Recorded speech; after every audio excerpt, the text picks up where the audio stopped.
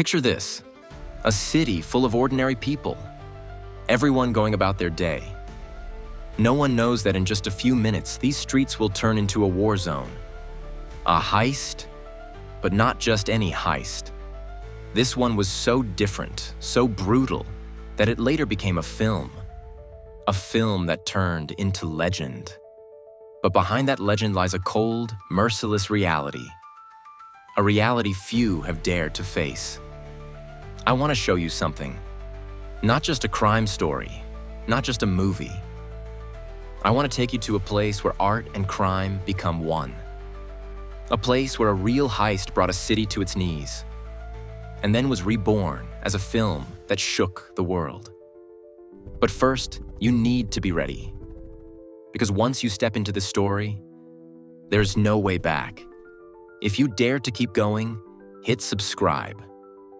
Every video is a key. Unlock the door and see the truths no one ever wanted you to see.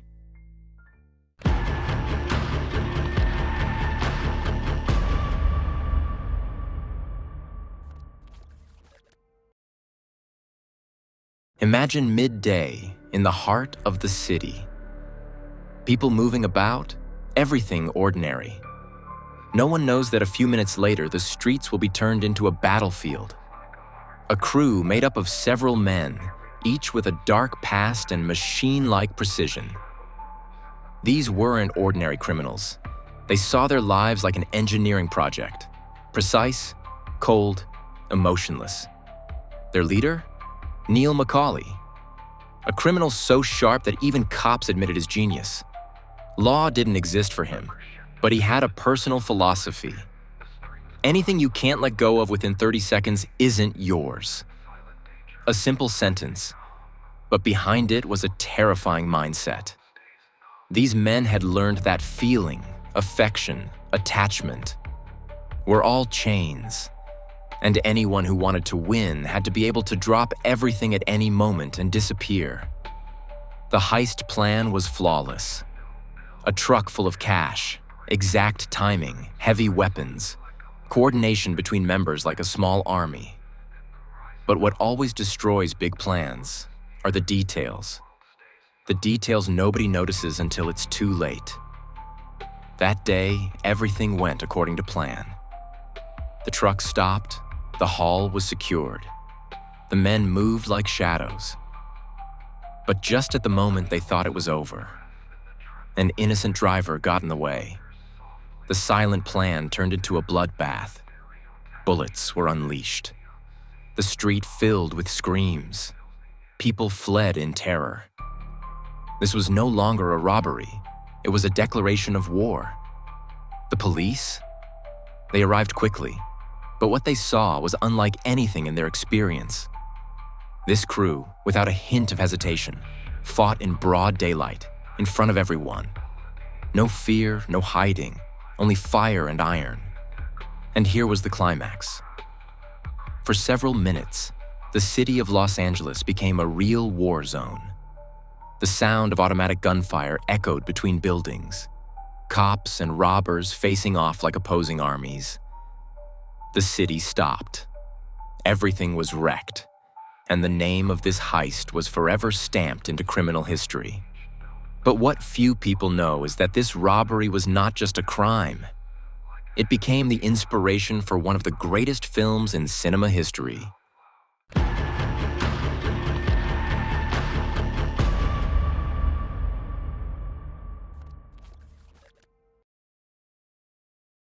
That day didn't just stay buried in police reports or newspaper headlines.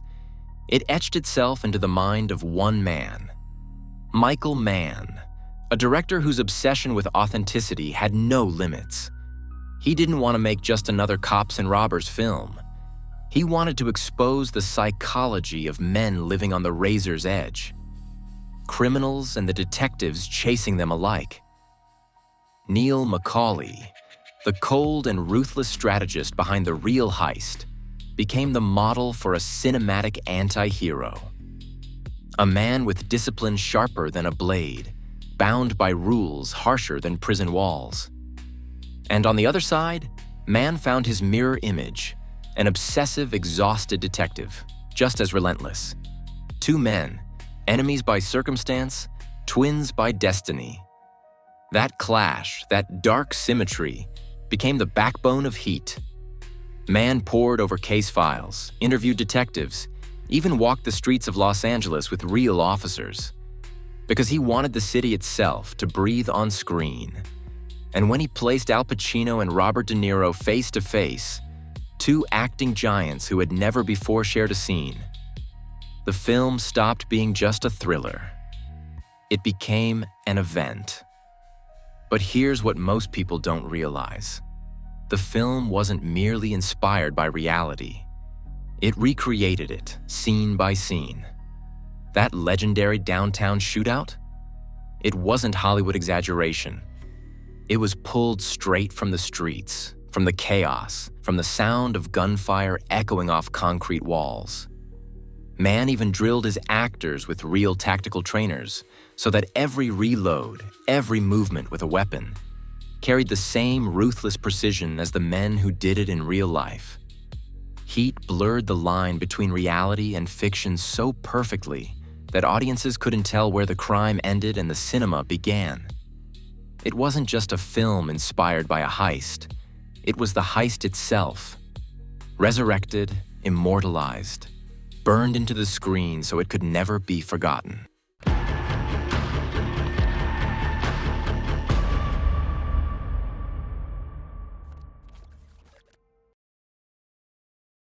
The film was made, praised, a box office hit. But the story of Heat didn't end there. Most people think that once a movie is finished, its story is locked away in history. But Heat was different. This film became a living thing, a hidden force that started to bleed into the real world. To make his movie real, Michael Mann did things most directors wouldn't dare. He sat with real criminals. He listened to their lives, their rules, their blood-stained philosophies. Men who had lived by the gun were now shaping the very dialogue of a Hollywood script. So when you sat in the theater and heard Neil McCauley speak about his philosophy, you weren't just hearing a character.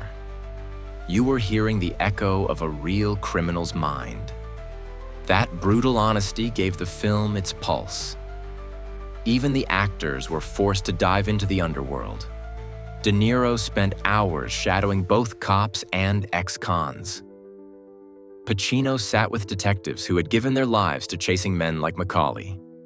The result? Every gesture, every stare carried weight. Nothing felt staged. Everything felt lived.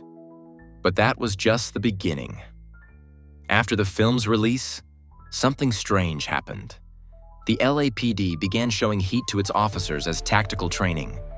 The downtown shootout scene was so accurate that police claimed it was better than a field exercise. Think about that. A Hollywood movie being used as a police training video. But the darker twist came from the other side. Criminals themselves studied the movie.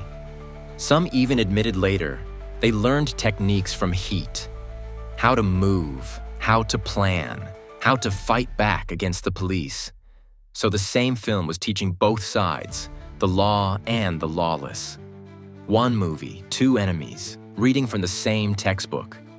And here lies the climax. Heat wasn't just about a robbery, it became the robbery. The crime inspired the film. And then the film inspired new crimes. A vicious cycle. Reality turned into art, and art, once again, turned back into reality. That's why when people talk about Heat today, they're not just talking about a classic film. They're talking about a phenomenon, proof that cinema can do more than reflect crime. It can shape it, feed it, and even live inside it. So you realize? The heist that began with a few armed men didn't end on the streets. It lived on through a film and then bled back into real life. An endless loop. Crime became art. Art became crime.